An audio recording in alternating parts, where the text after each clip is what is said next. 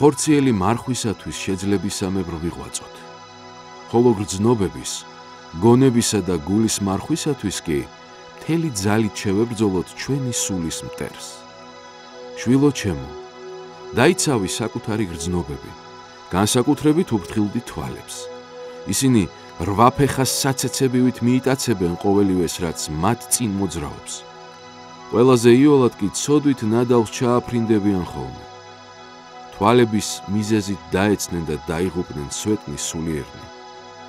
დავითმა როცა არ დაიცვა თვალი, მკვლელობა ჩაიდინა და მრუშობას მისცა თავი. მიუხედავად იმისა, რომ ღვთის დიდი წინასწარმეტყველი იყო. ჰქონდა მადლი და ნიჭი წინადმცნობელობისა. იოსებ ისიხასტი.